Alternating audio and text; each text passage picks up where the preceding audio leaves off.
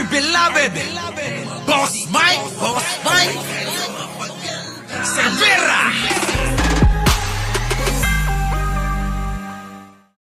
Saan na yun? Pasok. Sara muna. Daw Sara. ni Vice President Sara Duterte sa Philippine National Police o PNP ang natitirang 45 police escorts na itinalaga sa kanya.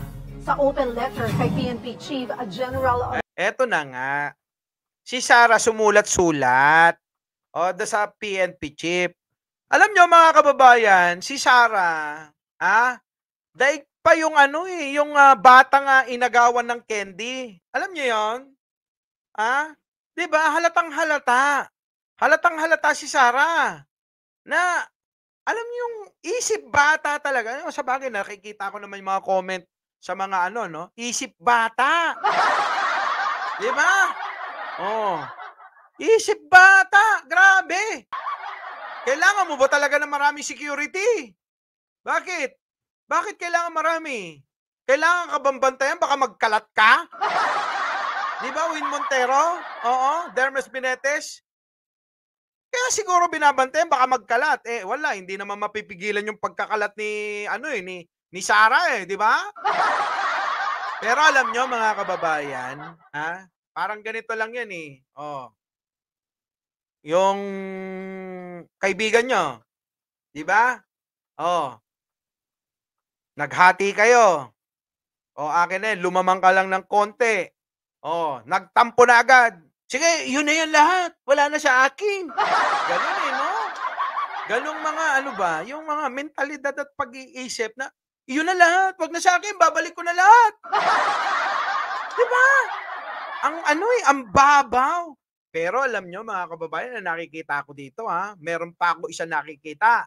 Alam nyo kung nililigaw ni Sara, dinadivert niya yung issue niya na nanood siya nung kasagsagan ng bagyo ng concert ni Taylor Swift.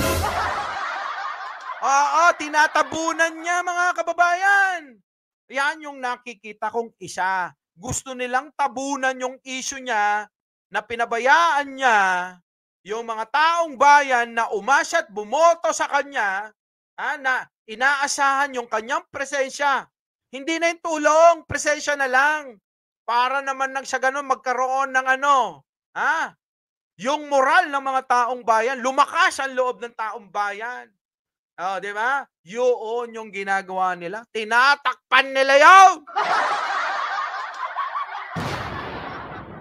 Romel Marbil, sinabi ni VP Sara na ito'y dahil nakakailang interview na raw si Marbil na puro umano kasinungalingan. Isa na raw dyan, yung nirequest umano ang pull-out ng security sa Vice Presidente dahil kailangan daw ng PNP personnel on the ground sa Metro Manila. Kita nyo, hindi pa yung maintindihan. Samantalang eto pa mga kababayan. Kung inyong maalala, Kung inyong maalala, sabi niya kahit naman wala ako security, makakapagtrabaho naman ako ng maayos Diba sabi ni Sara yan?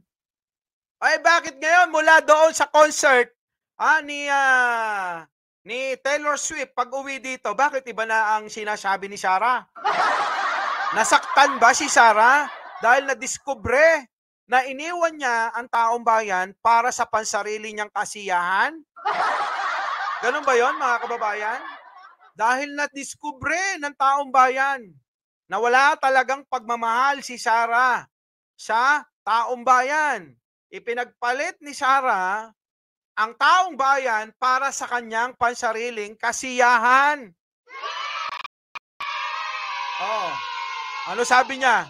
Kunin niyo, wala namang problema. Bago yun, bago yung concert, bago yung kay Taylor Swift, bago yung pag-iwan niya sa taong bayan, ano nangyari? Ginawa niya? Ano ang sinabi niya? Wala, makakapagtrabaho naman po ako ng kahit na wala po ako na na security. Bakit ngayon? Ano nangyari? Eto na, meron ng issue. Bigla nang nakisawsaw na rin si Bato, si Robin. Si Robin, nakisawsaw na rin. walang ginawa sa Senate hearing kung hindi ano, ha? Ano ba ginagawa ni Robin? Eto, BPI, yan! BIR, tapos na. Yan lang ang ginagawa ni Robin! Walang silbi! Oo, pakain-kain lang! Ang ginawa ko sa Bullshit! Hongsheng hanggang SEC. Nga! Anak ng pating na yan, mga kababayan. Nagets nyo na. So, mga kababayan, maging mapagmatsyag kayo, ha? Maging mapagmatsyag kayo. Ano sabi ni Bobong Bato din? Ano sabi ni Bobong Bato? Nananawagan ako sa mga retiradong mga opisyal na gustong mag-volunteer para maging security ni BP Sara. Kundi ba naman bobo? Sabi niya na dapat pro bono, walang bayad. Kailangan pro bono, kailangan ng tipaklong ka ba to? Biruin mo, retirado, wala nang hanap buhay yung mga yan. Gusto mo libre? Basta DDS, no? Talagang, ay, nako. Sumunod naman si Robin, ganun din. Naku, tingnan nyo, no? Parang meron silang sinusundang litanya.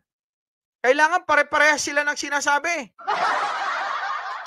Ibang klase talaga. Sa bagay, lahat naman na sila, no? Ngayon, isa pa. Kaya eto mga desperado na yung poon nila. Lumitaw na si Laila de Lima. Ano sabi ni Laila de Lima? Kailangan, tahasan tahasang sinabi ni Laila de Lima na itong si digong nila ay siya ang mastermind ng patayan nung nagkaroon ng war on drugs nung panahon ni Pangulo nilang Digong. Nung panahon nila Digong. Kita nyo? Tahasan, sinabi niya, dapat managot, mabulok sa bilangguan, at dapat panagutin sa ICC. Sino? Si Digong. Kita nyo? Kaya desperado na sila, mga kababayan. EJK, di ba? Yun yung, kaya sobrang desperado nila. Kaya lahat ng mga sinasabi nila ngayon, laban sa Pangulo at laban sa ating gobyerno ay puro fake news. Fake news. Sobrang fake news lahat yung mga sinasabi. Our beloved Boss Mike Severa.